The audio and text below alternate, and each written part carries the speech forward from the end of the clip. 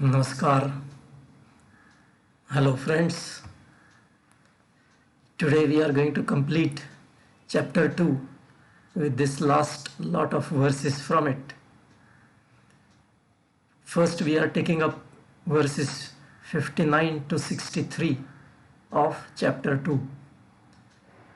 Vishaya vinivartante niraharasya dehinah रसवर्जं रसः अप्यस्य परं दृष्ट्वा निवर्तन्ते यततो ह्यपि कौन्तेय पुरुषस्य विपश्चितः इन्द्रियाणि प्रमाथीनि हरन्ति प्रसभं मनः तानि सर्वाणि संयम्य युक्त आसीत मत्परः वशे हि यस्येन्द्रियाणि तस्य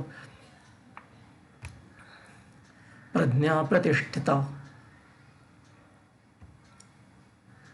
ध्यायन्तो विषयान् पुंसः संगस्तेषूपजायते संगात् संजायते कामः कामात् क्रोधः अभिजायते क्रोधाद् भवति सम्मोहः सम्मोहात् स्मृतिविभ्रमः स्मृतिभ्रंशाद् बुद्धिनाशो बुद्धिनाशात् प्रणश्यति. A person, this is the literal meaning, a person who does not take any food loses external sense contacts, but his taste sense remains. After he realizes Brahman, his taste sense also disappears. O Arjuna, even when a person is well read and is trying to control his sense organs, these powerful sense organs forcibly pull his mind towards them. Hence, a wise man should keep his sense organs under his control and keep his mind focused on me. One whose sense organs are under his control can be considered to be of steady intellect. One who thinks about external sense contacts develops a desire for them. This desire leads to a strong craving. If there is an obstacle in the path of fulfilling that craving, anger arises. From anger arises stupidity. From stupidity, loss of memory. From loss of memory, loss of intellect. And from loss of intellect, a complete destruction of the person results. Practical insight. The way to attaining equanimity of mind is through control on sense organs. However, sense pleasures are a very powerful attraction for the mind, and it is not easy to keep away from them. The seeker must try to keep his mind away from the objects that the sense organs find desirable, like, for example, good music which the ears find desirable. He should keep contemplating on God so that to that extent his mind does not think of sense pleasures. It is relatively easier with some practice to control other sense organs, but controlling the tongue, that is taste, is the most difficult because it relates to food, and food is life.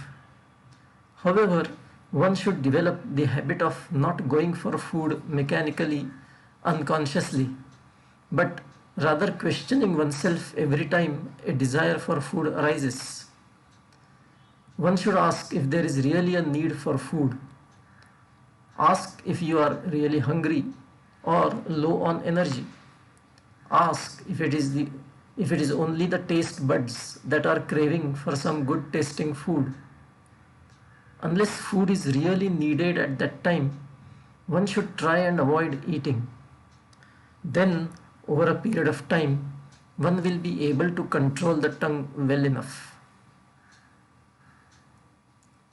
When one thinks about an object that gives sense pleasure, a desire and then a craving for that object arises in his mind. This craving makes the mind agitated, and if there are some obstacles in fulfilling the craving, the mind becomes angry. An angry mind tends to lose its ability to think in a balanced way and often ends up committing some blunder.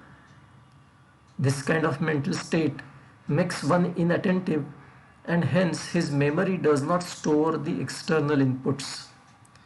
Intellect builds up on the basis of inputs received from the outside world and the patterns that it can form from them, which become a guide for future pattern matching and decision making. But since an angry mind comes in the way of storing all the inputs in the memory, the intellect does not develop for correct decision making. This finally causes the destruction of the person because a badly developed intellect hampers good life.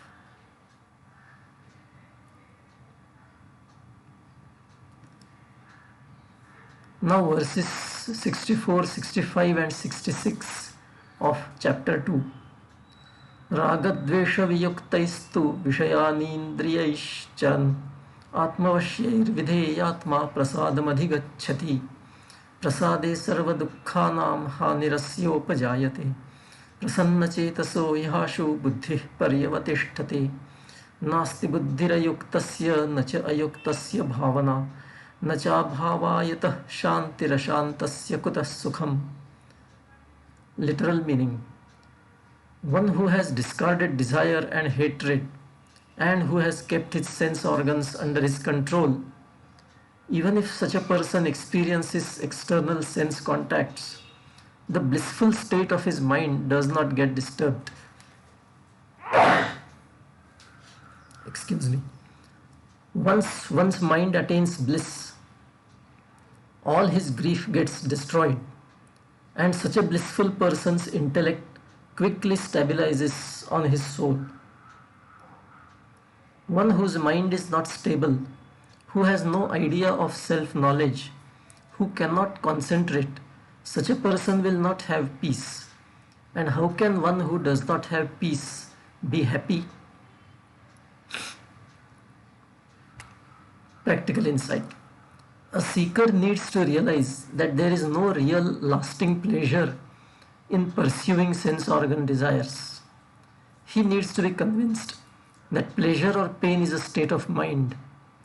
He should realize that it is possible to be established in a permanent bliss that is totally internal and independent of external world of objects. It is then that such a seeker will be able to turn away from the external world and be focused on his soul. One who cannot manage this will always find his mind unsteady, swaying from happiness to unhappiness, and hence peace of mind will always evade him.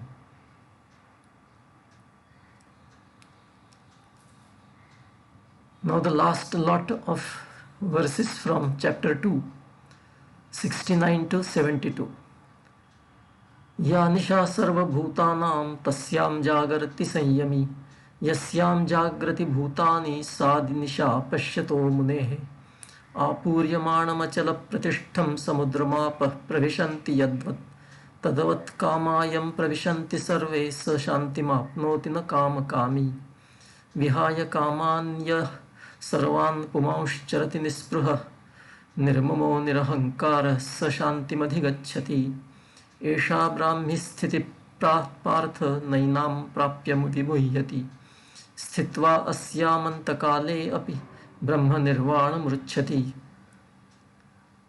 Literal meaning: ignorance of the real nature of self is the night for all people. A yogi is awake in such a night and enjoys the wakefulness of real self experience. And the time when all people are awake, that is worldly consciousness, it is night for the yogi. The ocean gets filled with water again and again, but it never crosses its limits, and all the rivers etc. merge with the ocean. Likewise, one who is desireless and all the desires enter him gets peace, but one who wishes fulfillment of his desires does not get peace. One who discards all the worldly desires becomes desireless and gives up duality of me and mine, and he gets peace and bliss.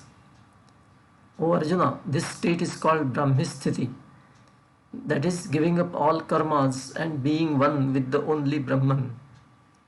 If a being attains such a state, he does not have any illusion. One who is in this state and dies attains the blissful Brahman.